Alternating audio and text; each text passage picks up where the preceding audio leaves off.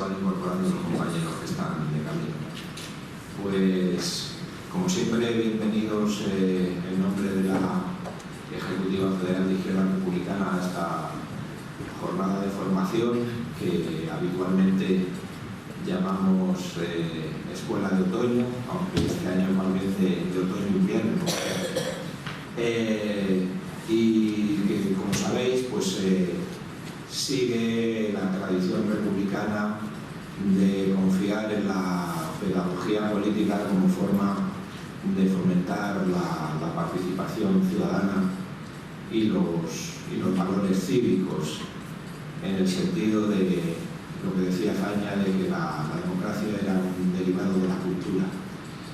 En esta ocasión tenemos dos mesas, empezando por la tarde, que se va a dedicar a la conmemoración del 80 aniversario del exilio republicano. Hemos querido contribuir al merecido homenaje que tienen que tener todos aquellos hombres y mujeres que en el año 39 partieron de nuestro país hacia el exilio en Francia, en el norte de África o Latinoamérica, y es nuestro modesto homenaje a su contribución a la democracia y también a la convivencia en los países de acogida. La mesa la moderará y la dirigirá el compañero Isabel Herrero, secretaria estatal. Y luego esta mañana hemos querido tratar un tema de actualidad, que es el auge de la extrema derecha en Europa, resurgimiento que sucede a partir de las políticas de austeridad derivadas de la crisis financiera del 2008, que provocan un retroceso en las conquistas sociales y un descontento en la población, y que tienen este efecto del resurgimiento de la extrema derecha. No estamos ante estrictamente un resurgimiento del fascismo clásico de los años 20 y 30, es algo más tecnocrático, que a lo mejor ya no tiene ese discurso social paternalista e interclasista que tenía el fascismo de entreguerras, sino que es abiertamente neoliberal en lo social y en lo económico, aunque hay medida de reduccionismo económico entre sus propuestas, pero que es gravemente peligroso para la convivencia democrática y para el proyecto ilustrado de la Unión Europea, en cuanto sí coincide con ese fascismo clásico en el nacionalismo etnicista, en la xenofobia, en el rechazo a la inmigración y, en definitiva, en una postura antitética a lo que son los valores democráticos y los valores republicanos que presiden nuestra idea de Europa. Para tratar de este tema y para formular alternativas desde la izquierda ante este resurgimiento de la extrema derecha, contamos con la participación de nuestra compañera Sira Rego, miembro de la Dirección Federal de Izquierda Unida y actualmente diputada en el Parlamento Europeo, del grupo de la Izquierda Unitaria Europea, la Izquierda Verde, no resistencia, que por cierto agradezco al grupo parlamentario su colaboración para la realización de esta jornada, y con dos especialistas en la materia, que son Matías Mongar, que es periodista y experto en relaciones internacionales, y recientemente ha publicado un libro sobre populismos de derecha, y David Lerín, que es profesor e investigador en la Universidad Complutense y especialista en el fenómeno de la nueva derecha radical y de la extrema derecha en Europa y en el mundo. Y nada más, ya cedo la palabra a la compañera Sira. Bueno, es un placer estar en esta mesa y estar compartiendo esta mañana con vosotras y con vosotros. Estaba previsto, si veis el programa, que viniera el compañero Manu Pineda. Yo soy Manu Pineda, evidentemente. Lamentablemente no ha podido ser así porque está esperando un bebé que va a nacer en cualquier momento y por razones obvias ha tenido que ausentarse por cuestiones de cuidados. Y empiezo disculpándome porque yo tenía prevista en agenda otra actividad y voy a tener que marcharme casi inmediatamente porque he tenido que hacer un pequeño ajuste para poder estar compartiendo este espacio con vosotras también. Me apetecía también mucho pasar a daros un beso y un abrazo. Simplemente, por tanto, casi que saludaros y felicitar que se organice en primer lugar esta escuela, porque es fundamental ante los retos que tenemos, ante los retos políticos que tenemos también en nuestro país, en el mundo, en Europa, que abordemos espacios como estos, espacios de reflexión, que nos permitan tener clara cuál es la foto del momento y que nos permitan hacer reflexiones serias y profundas para plantear alternativas, medidas e iniciativas políticas, institucionales y sociales que nos permitan construir un hacia adelante de carácter justo, de carácter popular y de carácter social y equitativo, fundamentalmente. Evidentemente, nosotras hacemos todas las reflexiones desde el punto que tiene que ver con nuestro modelo de Estado y con nuestra apuesta republicana, lógicamente compartida y absolutamente analizada en profundidad. Sin embargo, es importante también que descendamos al terreno de lo concreto, de lo que sucede en el mundo, más allá de nuestra alternativa de carácter de modelo de Estado. Es importante, sobre todo para afrontar los retos concretos y ver el cómo y el con quién trazamos estos caminos. Hablamos ahora de esta mesa, del auge de la ultraderecha en Europa. Nos decimos a menudo que lo que sucede en Europa parece que está alejado, parece que no tiene nada que ver con nosotras. Bruselas está muy lejos, pero Bruselas está muy cerca también. Se toman muchas decisiones que tienen que ver con nuestra vida cotidiana y la mayoría de ellas no se toman en el Parlamento Europeo. Suelo repetirlo a menudo porque el Parlamento Europeo tiene una anomalía democrática y es que seguramente junto con el Parlamento de Arabia Saudí es uno de los pocos parlamentos del mundo que no tiene iniciativa legislativa, es decir, no tiene capacidad de impulsar leyes. Las ratifica, participa en órganos intermedios, pero quien tiene la iniciativa legislativa en Europa es la Comisión Europea y el Consejo de Europa. Y esto es una anomalía democrática porque significa que el soberano elegido, es decir, la representación elegida por el soberano, que son los pueblos europeos, no tiene capacidad de legislar, de tomar decisiones. Y es una cuestión bastante seria. Y estamos viendo cómo hay una serie de políticas neoliberales que se profundizan, que se agudizan. Estamos viendo que se ha elegido hace apenas unas semanas al nuevo Colegio de Comisarios y Comisarias Europeos, es decir, este gobierno europeo, lo más parecido a un Consejo de Ministros, presidido por Ursula von der Leyen, una señora que viene de la derecha alemana, muy vinculada al sector militarista, una señora que ya ha hecho un propósito de una propuesta de desarrollo de políticas que van a ser mucho más neoliberales de las que teníamos hasta ahora. Siguen apostando por el militarismo, siguen apostando por blindar la frontera sur del Mediterráneo, siguen apostando por externalizar fronteras, siguen apostando por una política migratoria que claramente vulnera los derechos humanos, siguen apostando por línea económica que va a agudizar, como os decía, las políticas neoliberales y por tanto va a precarizar sustancialmente las condiciones de vida de muchísimos de los pueblos europeos. Y luego tiene una particularidad, y es que ha sido capaz de ponerse de acuerdo con la extrema derecha. Ha sido capaz de ponerse de acuerdo con la extrema derecha para que la pusieran como comisaria, como presidenta de la Comisión Europea. Necesitó 9 votos de la extrema derecha. Y es que la particularidad que tiene en este momento el Parlamento Europeo, que parece bastante diverso, es que encierra a muchos grupos de extrema derecha en muchos de sus grupos parlamentarios. Tenemos un grupo nítidamente de extrema derecha, que es ID, que se declara formalmente de extrema derecha.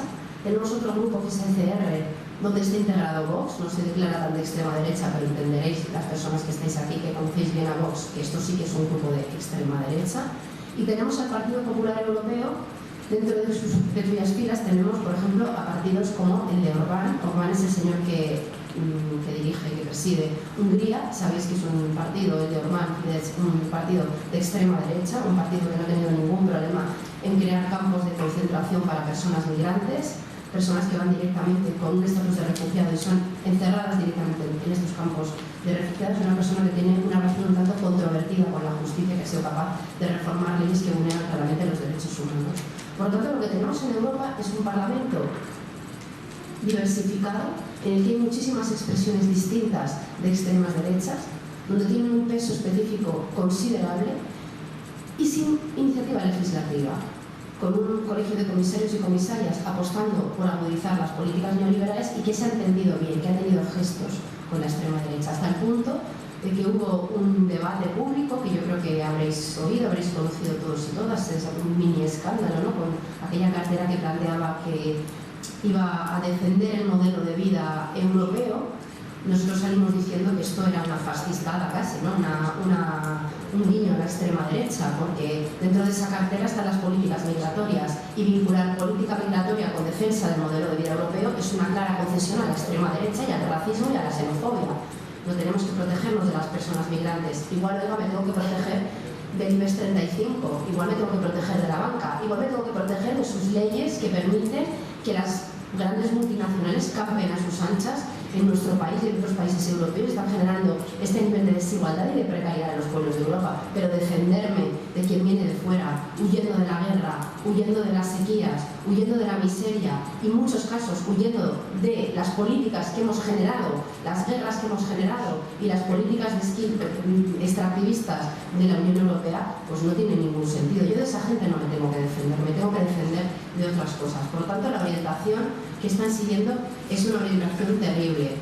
Y fijaos que no hay otra cosa. ¿Qué sucede? No tenemos capacidad legislativa, no tenemos iniciativa legislativa, tenemos una comisión que tiene muy claro con su línea estratégica, que no tiene ningún problema en entenderse con la extrema derecha si hace falta, y tenemos un Parlamento Europeo que, a mi juicio, tiene una tarea fundamental de la que se habla bien poquito, y es la tarea de fraguar los grandes consensos políticos en Europa. Porque es verdad que el Parlamento no tiene esta iniciativa legislativa. Bien. Es verdad que tiene un papel limitado. Es verdad que aprueba resoluciones que no son vinculantes. Hay muchas resoluciones que hace poco se aprobó una resolución terriblemente anticomunista que reescribe la historia, por cual, más allá de las posiciones políticas de cada uno, sí que deberíamos poner una cierta mirada de atención a esto, porque reescribir la historia en un sentido es bastante peligroso, ¿no? En términos generales.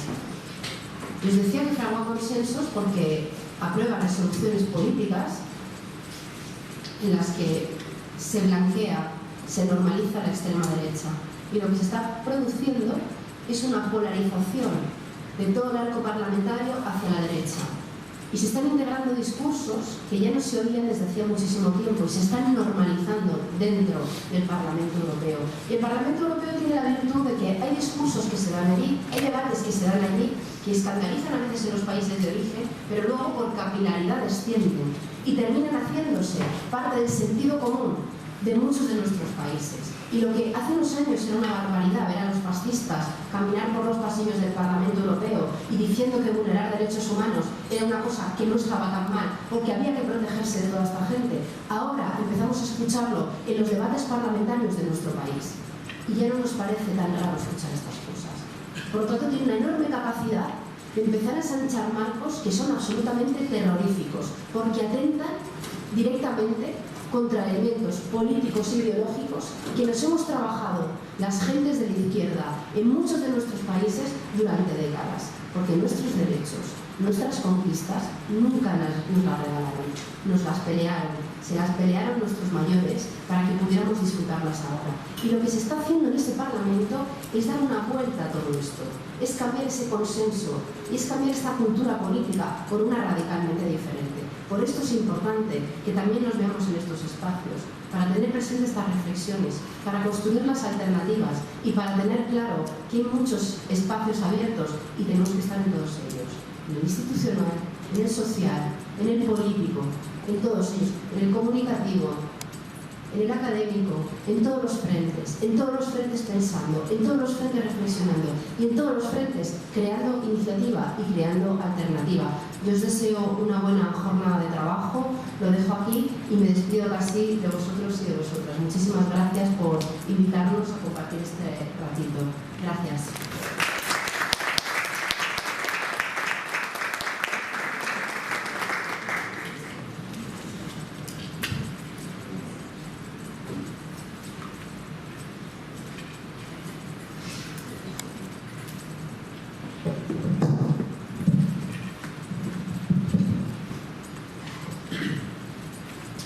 Muy buenas.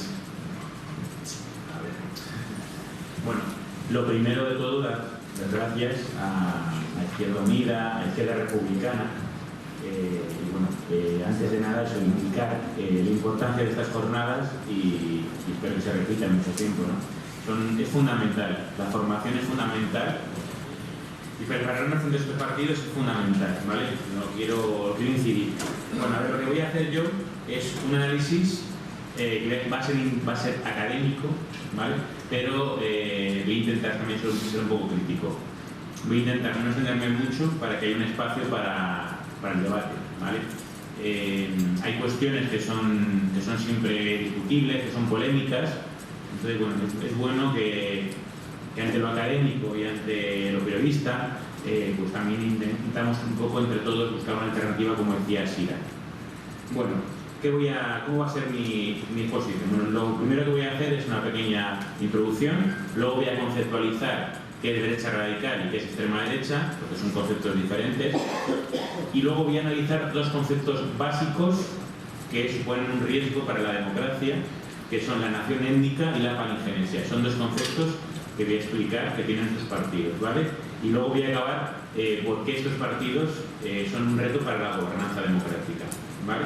Bueno, lo primero, estos partidos de los que se habla, los partidos actuales, ¿no? Como el Frente Nacional, realmente su origen, aunque realmente hay contenido que voy a explicar que vienen del fascismo, pero realmente su origen es después de la Segunda Guerra Mundial, aunque realmente con un éxito pues muy pequeño. Realmente hasta años 90 realmente no van a tener una fuerza evidente, pero es ahora, como estamos comentando, por la crisis económica, entre otras cosas, donde se va a dar un auge de la derecha radical, de la nueva extrema derecha, como queramos decir, ¿vale?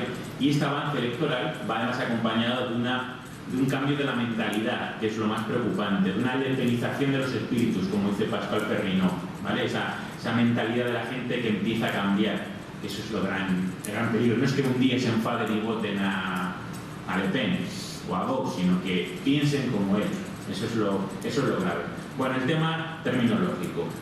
El debate de qué es extrema derecha, qué es derecha radical, académicamente es un tema súper hablado y de hecho todavía está el debate abierto, ¿vale? Pero ahora mismo el consenso mayoritario es del politólogo Cas Muda y de otros autores similares que llaman a este tipo de partidos nueva derecha radical o derecha radical populista. Mi compañero que va a hablar de populismo de derechas seguramente que está de acuerdo, pero vamos, es un tema que lo podemos debatir. También hay autores como Ignazi que le llaman nueva extrema derecha, ¿vale? Y yo incluso creo que los compañeros que hacen política, que hacen ideología, me parece bien que se les llame extrema derecha, fascistas, no me parece mal, ¿vale? Pero desde el mundo académico, el término, como digo, más adecuado es derecha radical, populista o nueva derecha radical. Bueno, sobre todo para diferenciarlos del fenómeno del fascismo, sin decir que sea bueno, ¿vale? De hecho, como voy a explicar, es hasta más peligroso que los partidos actualmente fascistas, que no tienen realmente ningún poder, ¿no? Bueno, los partidos fascistas, digo para empezar, para diferenciarlos, ¿sabéis qué eran? Pero bueno, voy a recordar simplemente que son partidos que surgieron tras la Primera Guerra Mundial, en ese periodo de entreguerras, tras la crisis del Estado liberal, que son apoyados por una pequeña burguesía, pero apoyados por las clases altas, por el miedo al comunismo, al marxismo, al socialismo de ese momento. Bueno, sabemos que el primer país que tuvo fuerza del fascismo fue Italia, luego Alemania, y luego tuvo otros países con su importancia, como es el caso de España, donde el falangismo es claramente fascista, o el brexismo belga. Bueno, hay muchas características fascistas, depende de los partidos, ¿no? De los países, perdón. Bueno, tras la Segunda Guerra Mundial, estos partidos que todavía se reivindican como fascistas, que asimismo son irrelevantes, salvo algún caso excepcional como en Grecia, que había un partido, o hay un partido que actualmente ha perdido poder, que es Amanecer Dorado, es un partido que se define nacional socialista, un partido que todavía reivindica la sangre, la raza, ¿vale? Pero en el resto de Europa son algo muy minoritario. En España, por ejemplo, tenemos Hogar Social, que es muy mediático, ahora menos, pero hacía campañas claramente racistas. Falange Española es un partido fascista, un origen fascista, sobre todo el componente de Falange más fascista era Homs, pero impregnó prácticamente el pensamiento de Falange. José Antonio, aunque digan que no, realmente tiene un pensamiento fascista, ¿vale? Entonces, las partidos que vienen ahora Los partidos actuales, como digo, se llaman, o se deberían llamar, nueva derecha radical. ¿Y cuándo tienen su origen? Bueno, estos partidos tienen su origen tras la Segunda Guerra Mundial, ¿vale? Es verdad que al principio son muy pequeñitos, hay algún precursor como el puyarismo francés, que por cierto ahí estuvo el padre de Le Pen, del actual líder del Frente Nacional, se creó ahí, hay un partido pequeño de, bueno, pues eso, pequeña burguesía, antiimpositivo y que apoyaba la causa colonial argelina, ¿no? Estos partidos, luego profundizaremos un poco en la ideología, defienden la nación étnica, el populismo antiélite, la palingenesia, que luego explicaré, y están creciendo mucho, sobre todo por la crisis económica que se comentaba, por la migración, por el terrorismo islámico, etc. Y un ejemplo claro de estos partidos, digo, para que es la Liga del Norte, el Partido Liberal de Austria, Vox es un partido que está en esa órbita, aunque veremos luego diferencias. Bueno, ¿cómo clasificar estos partidos? Bueno, académicamente, Ignazi, que es un politólogo italiano de referencia, hace 3 criterios. El primero es el espacial, es cómo se posicionan estos partidos en el continuo izquierda-derecha, ¿vale? Entonces, si estos partidos se posicionan hacia la derecha, pues serán partidos más hacia la derecha, y si están dentro de lo que los expertos llaman extrema derecha, serían entre el 8 y el 10, ¿vale? En la escala de 0 a 10, cuando 0 es extrema izquierda y 10 sería lo máximo extrema derecha, pues los partidos que los expertos ubican, hay una escala que no voy a explicar ahora, la escala de Lubers, donde los expertos de ciencia política y de historia y de otros campos del ámbito social posicionan estos partidos. Bueno, pues los partidos que están en esa escala entre el 8 y el 10 serían derecha radical y extrema derecha. Luego hay otro criterio que es el ideológico, que son las referencias al fascismo. Bueno, sería un componente que ahora luego explico. Y luego, cómo es el criterio, cómo es la posición ante el sistema político, cuál es su posición, si tiene una posición crítica ante el sistema político. Bueno, si los partidos en general cumplen los 3 criterios, es decir, que tienen una posición de derecha en la escala, como digo, de extrema derecha, mejor dicho, si hacen referencias directas al fascismo, o sea, que reivindican directamente el fascismo, y si tienen una posición crítica con el sistema político, una actitud antisistémica, serían extrema derecha o vieja extrema derecha. En cambio, si cumplen solo el primero y el tercer criterio, serían derecha radical o nueva extrema derecha, ¿vale? Es decir, que renuncian un poco a reivindicar el fascismo, que puede ser de forma estratégica, que en el seno del partido pueden ser fascistas, pero ellos no decirlo abiertamente, ¿vale? Bueno, pero el tercer criterio que decía había que matizarlo un poquito, ¿vale? La posición antisistémica, pues depende del partido. La extrema derecha, la vieja extrema derecha es claramente antidemocrática, y la nueva derecha radical tiene un concepto muy interesante que es el liberalismo etnocrático. Ellos no van a decir que son antidemocráticos, ellos van a decir que quieren una democracia restringida o donde se preferencie al nacional. La palabra que usan ellos es preferencia nacional, que la habéis escuchado seguramente. Eso de preferir, eso de potenciar, de proteger al nacional, al autóctono, al nativo, es una cosa... Bueno, Griffin habla de eso, como digo, del liberalismo etnocrático. Griffin es un autor de referencia de ciencia política, y un libro que es, si os interesa el tema, es muy importante, que es El fascismo, por si lo queréis leer, del 2018 creo que es el libro. Bueno, ahora voy a puntualizar un poquito los 2 conceptos que me interesan mucho. Si me extiendo, luego me cortáis, ¿eh?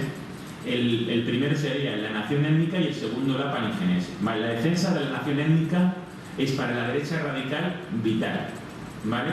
¿Y qué es la nación étnica? Pues defender que la nación la componen quien cumple una serie de condicionantes culturales, ¿vale? Es decir, si eres español, por ejemplo, si hablas castellano, si eres católico, si te gustan las costumbres españolas, bueno, te gustan, si eres de esas costumbres, si las practicas, tienes que tener una historia compartida, un antepasado común.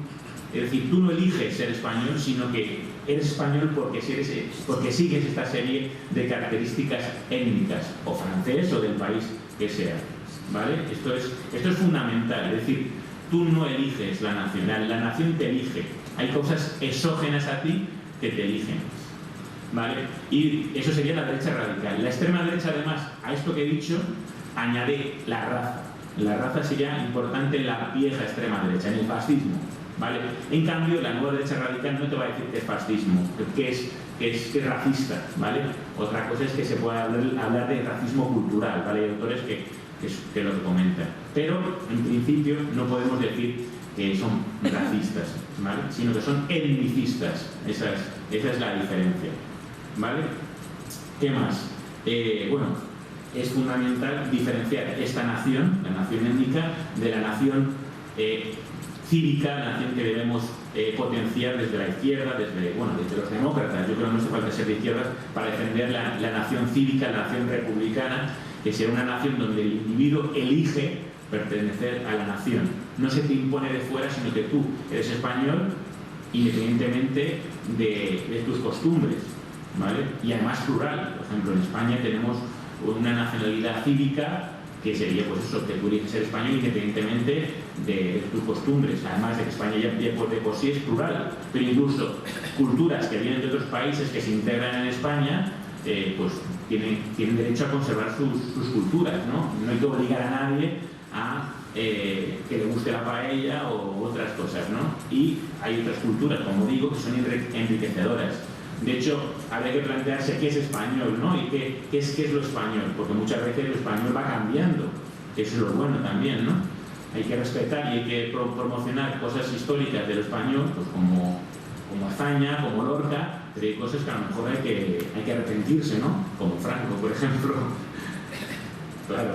Y luego el otro concepto muy importante es la paningenesia. La paningenesia es un concepto muy interesante que tienen estos partidos, tanto la derecha radical como la extrema derecha. ¿Y qué es la paningenesia? La paningenesia es una característica que viene del fascismo, ¿vale? Que es una recuperación mítica de un pasado perdido. Voy a poner un ejemplo para que se entienda. Es querer recuperar, por ejemplo, para España, el ideal imperial, el ideal de los reyes católicos. Es recuperar al Cid. Todo esto que estoy diciendo lo hace Vox constantemente. La Europa del Panto, los tercios de Flandes, es constante las referencias premodernas, insisto, que hace Vox, porque Vox no recupera a los autores, a los literatos del siglo XIX español o del XX, reitero otra vez a Lorca o a Miguel Hernández, o bueno, tenemos infinidad de españoles, ¿no? Ni a Cervantes, fijaos, ni a Cervantes lo reivindica. Reivindica figuras premodernas y no democráticas. Bueno, pues sigo. El fascismo ya lo tenía esto. El Tercer Reich de Hitler era una vuelta al primer y el segundo Reich, por eso el Tercer Reich. El fascismo está claro que hace una referencia paningenésica al Imperio Romano. Quería recuperar esa idea imperial del Imperio Romano y copian sus símbolos claramente, el saludo fascista, etc. La nueva derecha radical, como digo, hace menos referencias paningenésicas en general, sino más vagas, no tan concretas, salvo el tema de España. Como digo, Vox hace unas referencias paningenésicas muy próximas a la extrema derecha y por tanto al fascismo, hay que reconocerlo, ¿vale? Pero como digo, en general la derecha radical europea, el Frente Nacional, hace por ejemplo una paningenesia con Juana de Arco, pero en general no hay elementos tan claramente paningenésicos, o por lo menos no tan concretos. Se habla un poco de un pasado perdido, de una decadencia, pero no se habla de algo concreto. Alain de Benoit, por ejemplo, que es un autor de referencia de la derecha radical, habla de imperio europeo, ¿no? Se reivindica la figura de Europa, no de la Unión Europea, sino de Europa, por sus raíces cristianas. Ahí está otro elemento étnico, el cristianismo es un elemento étnico, no racial, pero sí étnico. Bueno, y por último voy a acabar, porque estos partidos, para mi entender, suponen un reto para la gobernanza democrática. Bueno, la extrema derecha que comentaba antes, la vieja extrema derecha. Estos partidos que en principio pensaríamos que son más peligrosos para la democracia son muy minoritarios. Pero la nueva extrema derecha, la derecha radical populista, a pesar de que podríamos decir que tiene un discurso un pelín más moderado, son más peligrosos. ¿Por qué? Porque tienen un éxito electoral muy grande. Por desgracia se están imponiendo, pues están consiguiendo cuotas de poder muy elevadas. Incluso están llegando a gobiernos de coalición en algunos países, el caso de Italia, el caso de Austria, donde puedan implementar sus políticas que, como sabemos, cuestionan los derechos humanos básicos, ¿no? Bueno, y como digo, en principio, aunque tengan una concepción que parece que no es antidemocrática, sí tienen una visión que reduce esa democracia a los autóctonos, ¿vale? Lo que decía antes del liberalismo etnocrático. Es decir, una democracia solamente para un reducido grupo de personas, segregando a los inmigrantes, por ejemplo, ¿vale? Y luego los conceptos que he dicho antes, tanto la palingenesia como la nación étnica, son contrarios a esa democracia cívica moderna y multicultural que tenemos que aspirar, ¿vale? La palingenesia, como he comentado antes, cree en mitos premodernos y por tanto no democráticos, y la nación étnica cree en la homogenización de la sociedad, no cree en la diferencia, es contraria a la multiculturalidad, cree en una España, no en muchas Españas, no está a favor de la pluralidad de España, y España no es otra cosa que algo plural y diverso, como sabemos, y eso además nos ha reconocido siempre históricamente. Por otro lado, la democracia tiene que ser el gobierno de la mayoría, pero con respeto de las minorías. No podemos hacer una sociedad donde se pise o se maltrate a una minoría. Eso no es democrático, ¿vale? Eso es un principio básico de la democracia, respetar las minorías. Pues estos partidos cuestionan a estas minorías, ¿no? El hecho en sí de las minorías no son aceptadas. De hecho, estos partidos no creen en la integración, creen en la asimilación. Estos partidos solo van a aceptar a grupos que se puedan asimilar, es decir, que van a aceptar lo español étnicamente, es decir, no van a apoyar, por ejemplo, una presencia de un musulmán, nunca, pero pueden aceptar más, y lo dice Abascal, por ejemplo, lo dicen los líderes de Vox, a personas latinoamericanas porque tienen la misma etnia que los españoles, porque hablan castellano, porque son católicos.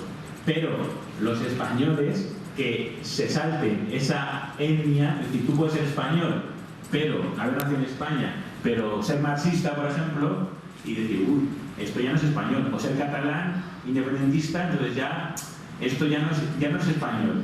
Ya no es español no porque lo decidan ellos, sino porque él te echa, porque la etnia española no es eso. Esto es una cuestión muy antidemocrática.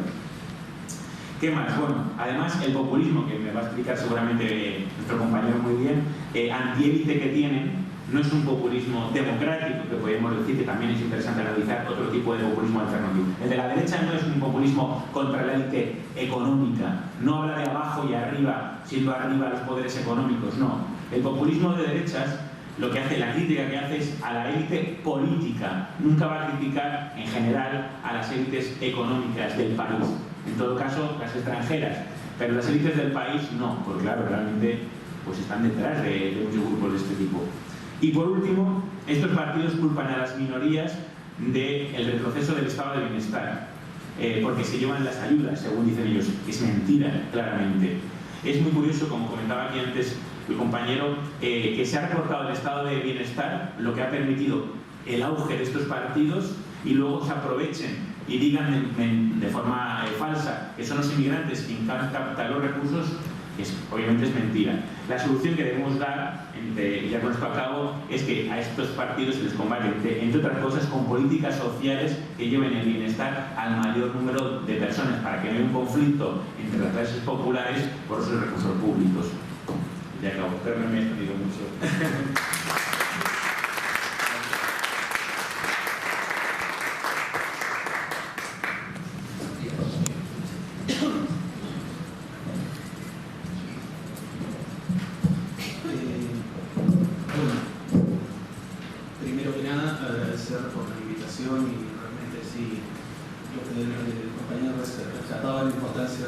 Estas jornadas y sobre todo capacitarnos ante la complejidad que tiene este orden mundial o orden internacional tan complejo, y que estamos en un periodo de transición que realmente todavía no se vislumbra hacia dónde podemos estar yendo.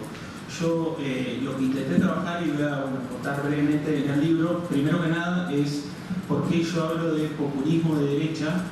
En realidad el título más largo, populismo de derecha y la xenofobia, la respuesta a la desigualdad de la globalización capitalista, pero bueno, el editor me dijo eso no va, demasiado largo, me recortó populismo de derecha, porque era más corto y llega más directo. El planteamiento del libro es sobre la óptica de los derechos humanos y el impacto de los discursos de populistas de derecha, estos líderes de la nueva ultraderecha, ejercen sobre el mismo, pero también intento hacer una mirada un poco más sistémica sobre por qué irrumpen y si realmente son escenarios cisnes negros, como hablan así en Taleb, que son como hechos disruptivos que nadie podía esperar, pero que si van a pasar después la normalidad va a volver a su curso y el orden mundial liberal, a pesar de que está tambaleando, vamos a seguir adelante. O se puede plantear de que esta es una respuesta sistémica a una crisis del orden mundial liberal brindada por ciertos sectores que estaban vinculados al proceso de globalización neoliberal que hemos venido viviendo en estas últimas décadas, pero que también no estaban muy tan en la centralidad de toma de decisiones y que han brindado una respuesta a la crisis que estamos viviendo a partir del año 2008. Como bien decían anteriormente, la crisis del año 2008, de la crisis financiera internacional, para mí fue muy importante, no solo porque sacralizó las políticas de austeridad a nivel internacional y también aquí en Europa, sino también porque permitió el resurgir de estos partidos de extrema derecha o de derecha populista.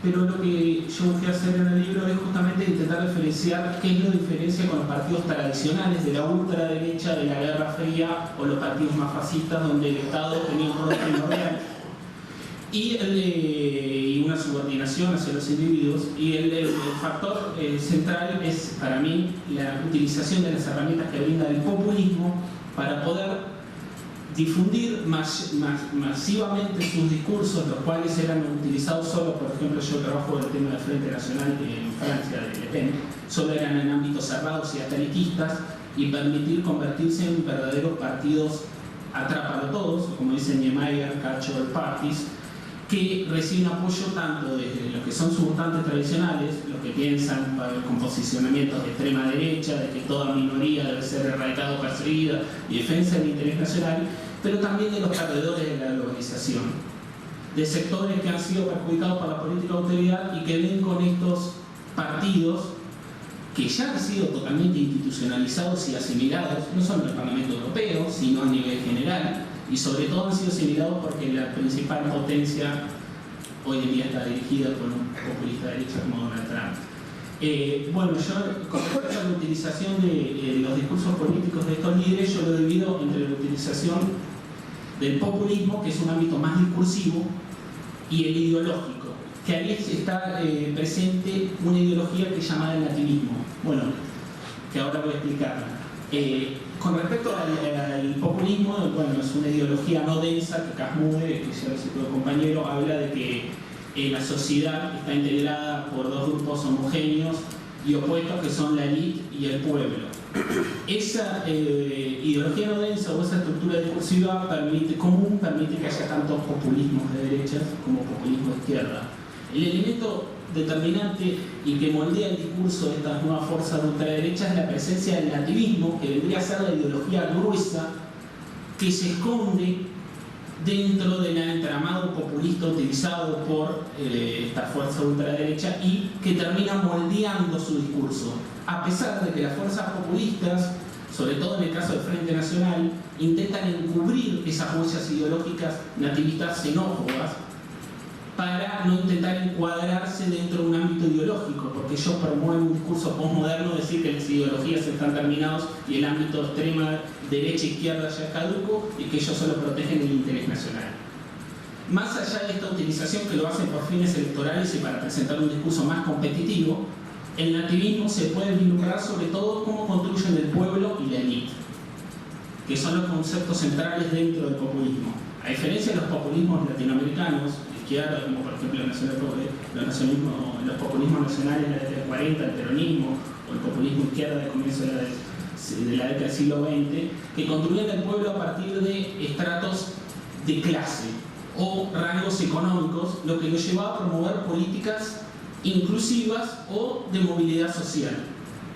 A diferencia, estos líderes populistas de derecha lo construyen a partir de rangos, como hablaba muy bien el compañero, identitarios o étnicos. El nativismo lo que plantea es que es una ideología que promueve que los estados-nación solo deben estar habitados por un grupo nacional homogéneo, los nativos, y que todas aquellas personas e ideas que no se encuadren dentro de esa estructura son un peligro para la consecución y para la consolidación de ese estado-nación. Esto promueve, esta ideología que termina moldeando los discursos de estos líderes populistas, promueve tiene varios impactos tanto en el plano interno como internacional. En el plano internacional, líderes como Donald Trump, que es la principal potencia, todavía sigue siendo mundial en Estados Unidos, ha llevado que su proclama nativista lo ha promovido, ha impulsado a desarticular todos los consensos que estaban estipulados dentro del orden mundial liberal, o sea, los organismos multilaterales, regionales, que habían manejado o regulado el comportamiento de los estados en las últimas 7 décadas para dar lugar a un escenario más de suma cero de negociaciones bilaterales entre Estado a Estado, para poder así controlar las dinámicas de la globalización transnacional, que hoy en día y hace bastante ya están por fuera del alcance del control de los estados, y así asegurarse que su Estado, su gobierno, responde y le da beneficios tangibles a la población nativa a la cual él responde. Esto obviamente, que ahora también el Reino Unido se ha sumado con el Brexit, porque ellos lo que esperan es que con su capacidad de poder estructural que tienen esos países y de desarticular los consensos, pueden lograr mayores beneficios si renegocian de forma bilateral por sobre si lo hacen a través de un sistema que ellos creen que está corrompido y que favorece la emergencia de nuevos ciclos de poder, como sobre todo el caso de China. La respuesta de Trump contra el orden mundial liberal y su demolición de todas las estructuras multilateralistas para ir a un juego de suma cero y más anárquico es en vista a la solución a la respuesta de China. Por eso la guerra comercial y lo que hablaba Tucídides de las relaciones internacionales, de que siempre, cada vez que emerge una nueva potencia mundial, la declinante pueden hacer escenarios de confrontación, de guerra, como pasó entre Atenas y Esparta, aunque también hubo casos en donde hubo transiciones más llevaderas, como fue en el tema del Reino Unido y Estados Unidos a fines de la década del 30, al comienzo de la década del 40. El impacto del nativismo en el plano interno es que justamente los líderes populistas lo que promueven discursivamente es la necesidad de compensar a los perdedores de la globalización, que sean subvotantes, pero la mayor cantidad posible de englobamiento, de englobarlo dentro de eso, de las pérdidas que le genera la globalización, y sobre todo ellos se presentan como los defensores de la verdadera identidad nacional, la cual estaría en riesgo ante dinámicas del multiculturalismo de estatus promovido por la globalización, o sea, migraciones masivas, sobre todo la presencia del islamismo, y ellos lo vinculan de la migración con el islamismo, con el terrorismo. Este discurso de compensatorio hacia ese pueblo nativo se construye a partir de que ellos dicen, para poder compensar al pueblo nativo o a los verdaderos exponentes de la identidad nacional del país, es necesario violentar los derechos de las minorías exógenas que están por fuera de la construcción que los líderes populistas ellos mismos construyen y que se habrán aprovechado del sistema y de los beneficios instaurados en el orden mundial liberal, o sea, los migrantes principalmente, y también todo tipo de minorías que promueven un discurso que según ellos perjudica a esa construcción del pueblo nativo. Y sobre todo esto es importante y en el libro lo trato, que muy brevemente ahora estoy trabajando más, ellos hablan de un discurso muy crítico con respecto a la lógica del feminismo, porque plantean de que en una Europa con crisis demográfica la reproducción del pueblo nativo, de la verdadera España, debe ser un objetivo prioritario.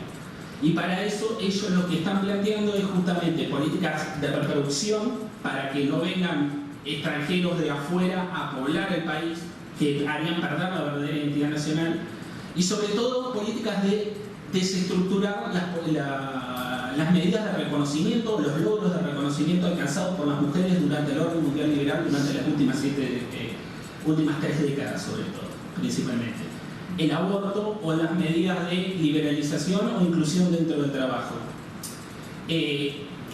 Es como una dicotomía la presencia dentro de las fuerzas populistas de derecha, porque a medida que hay más presencia del nativismo, como puede ser en el caso de Vox, y de la construcción de valores conservadores, de construir una verdadera identidad nacional, rescatarla de esta globalización del multiculturalismo de estatus que está perdiendo la verdadera identidad propia del Estado, eso le da cierto alcance, cierto poder electoral, pero, como por ejemplo el caso de Marine Le Pen, se logra hasta el techo de que no alcanza a conseguir el respaldo de los perdedores de la globalización.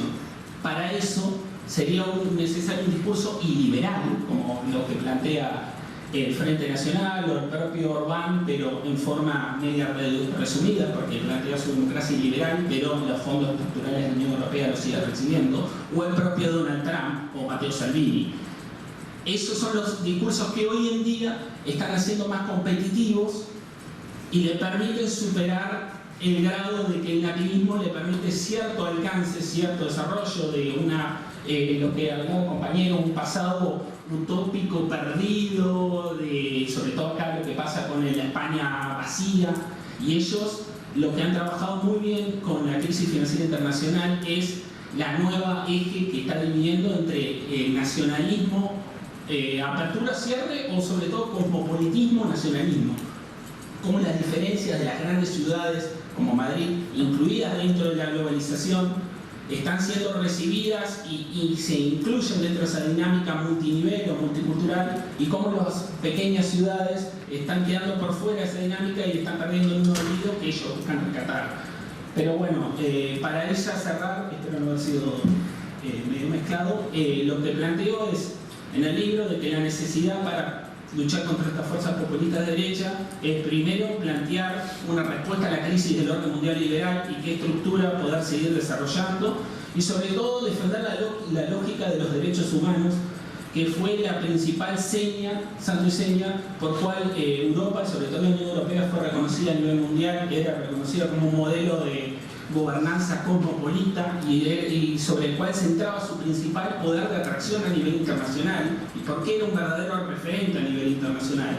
En un juego de suma cero, en el cual los estados son soberanos y cada uno va a recurrir por sus propias ópticas y capacidades de poder, hay que indagar acerca de qué es lo que proponen los populistas para que Europa siga siendo esa potencia si no tiene esa capacidad de la gente de hacerlo seguir, un respeto a algo, como tenía con los derechos humanos y como los tiene. Por eso para mí la óptica es trabajar desde ese aspecto, y para hacer incluir de que la respuesta, como decía al final del libro, no es el otro, sino la culpa de un sistema que cada vez genera más pobreza y desigualdad a nivel estructural, y sobre el cual hay que luchar y proponer políticas al respecto.